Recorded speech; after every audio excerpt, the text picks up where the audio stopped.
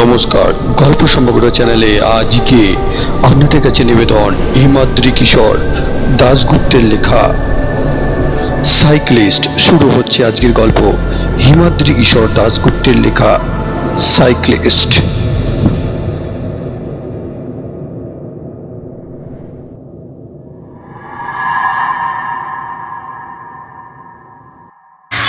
ময়ূকের বেশ পছন্দ হয়ে গেল বাড়িটা। চারপাশটা ছায়াময়, শাল গাছে ঘেরা।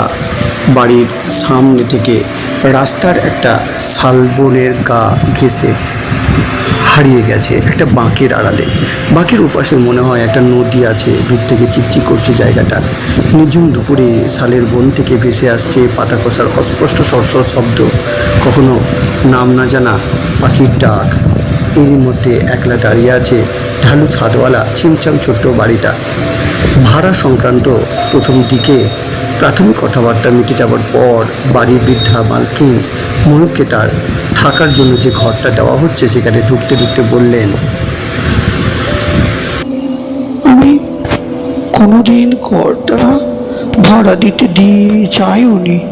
আসলে আমার স্বামী দীর্ঘদিন অসুস্থ, বিছানা ছেড়ে উঠতে পারেন না, কথাবার্তাও বলতে পারেন না। আমাদের সঞ্চয় শেষ হয়ে এসেছে, তার ওষুধপত্রের জন্য টাকার প্রয়োজন, সেই জন্যই ভাড়া।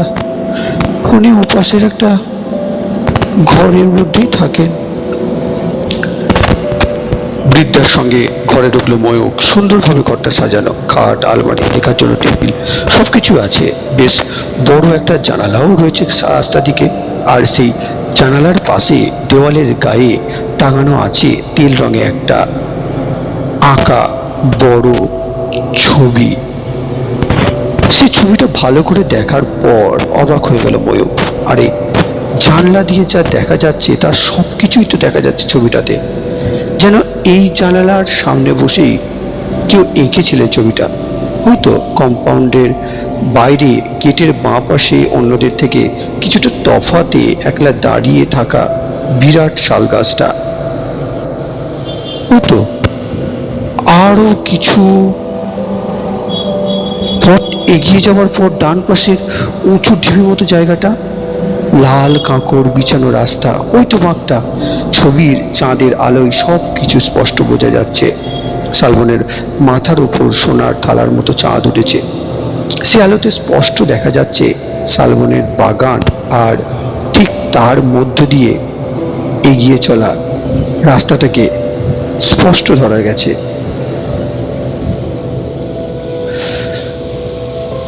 শুধু একটা জিনিস বাড়তি আছে ছবিটাতে, দূরে বাঁকের মুখে দাঁড়িয়ে আছে একজন সাইক্লিস্ট। তার ছবিটা এত ছোট যে তার মুখ বোঝা যাচ্ছে না, তাছাড়া মাথায় একটা টুপিও সম্ভবত আছে। তবে তার দাঁড়াবার ভঙ্গি থেকে মনে হয় চন্দ্রালিখিত রাস্তা ধরে এসে যেন এ বাড়ির দিকেই আসছে। ময়ূক অবাক হয়ে বৃদ্ধাকে জিজ্ঞাসা করল,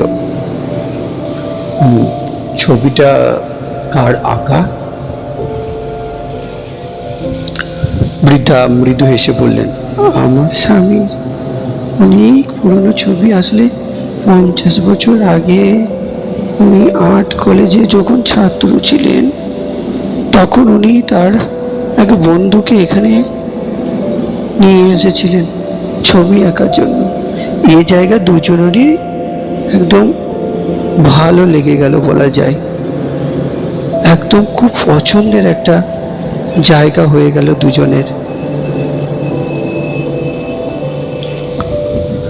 কাজ জুটিয়ে এখানেই থেকে গেলেন তারা। সাইকেল নিয়ে দুই বন্ধু মিলে ঘুরে বেড়াতেন এই রাস্তায়, শালের জঙ্গলে। এই কথা বলার পর ভদ্রমহিলা প্রসঙ্গ পাল্টে বললেন, আপনার এই ঘরটা পছন্দ হয়েছে তো?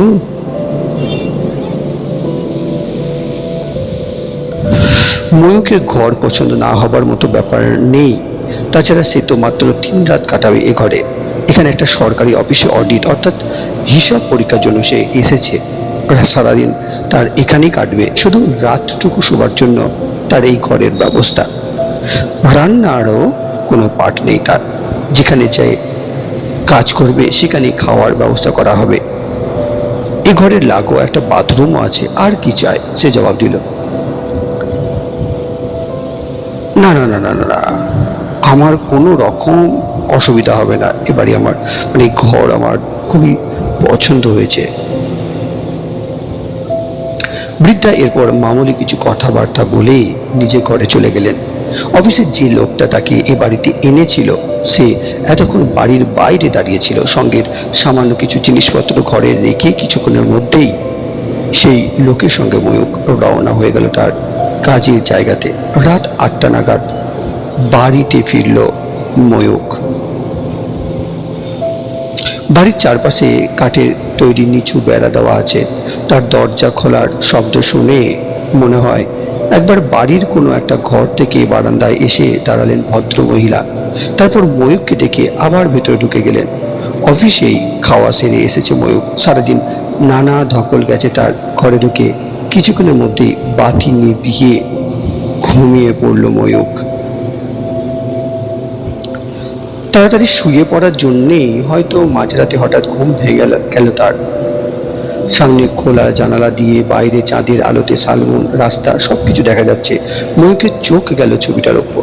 ময়ূকের খাটের ওপর জাফরিবিহীন বেশ বড় গোলাকার গোলগুলিটা দিয়ে বাইরের চাঁদের আলো এসে পড়েছে ছবিটার ওপর। স্পষ্ট ফুটে উঠেছে ছবিটা। সেদিকে তাকিয়ে থাকতে থাকতে ময়ূকের একটা অদ্ভুত ব্যাপার হঠাৎ মনে হলো। ছবি সে সাইক্লিস্টের চাকা দুটো যেন ধীর গতিতে ঘুরছে। তাছাড়া সে যেন তার আগের জায়গাতে নেই। সেই বাঁকের মুখ থেকে অনেকটা এগিয়ে সে এসে দাঁড়িয়েছে রাস্তার পাশে, সে ঢিবির মতো জায়গাটার কাছে।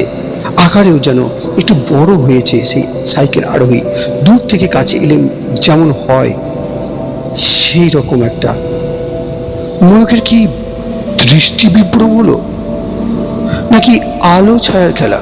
ব্যাপারটা ঠিক ধরতে না পেরে ছবিটার দিকে তাকিয়ে আবার ঘুমিয়ে পড়ল ময়ূক।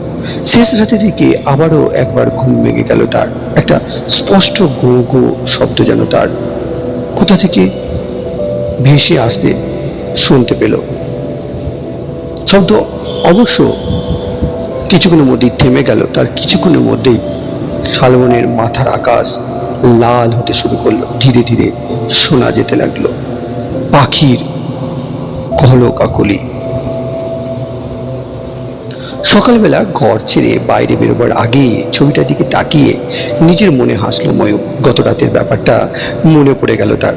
না, ছবিতে তো কোনো পরিবর্তন হয়নি। সেই ছোট্ট সাইক্লিস্ট বাঁকের মুখে একই জায়গাতে রয়েছে, আর তার চাকাও ঘুরছে না। ছবির সাইক্লিস্টের কি সাইকেল চালানো সম্ভব? দরজা খুলে বাইরে বেরোতে ময়ূক দেখল বৃদ্ধা বারান্দায় দাঁড়িয়ে আছেন। ময়ূকের সঙ্গে চোখাচোখি হতেই তিনি জানতে চাইলেন, কি ঘুম হলো রাতে? কোনো অসুবিধা হয়নি তো? ময়ূক হেসে বলল, অসুবিধা হয়নি, তবে ভোর রাতে কিরকম একটা শব্দ শুনলাম, মনে হলো মানুষের গলা। বৃদ্ধা একটু বিষণ্ণ গলায় বললেন, ও ওটা তো ওর গলা। আসলে পূর্ণিমা অমাবস্যা এলে ওর অসুস্থতা একটু বাড়ে। উনি তো কথা বলতে পারেন না, পক্ষাঘাতগ্রস্ত, মুখ দিয়ে ওরকম শব্দ করে। আগামীকাল আবার পূর্ণিমা, ওর কষ্টটা বাড়ছে।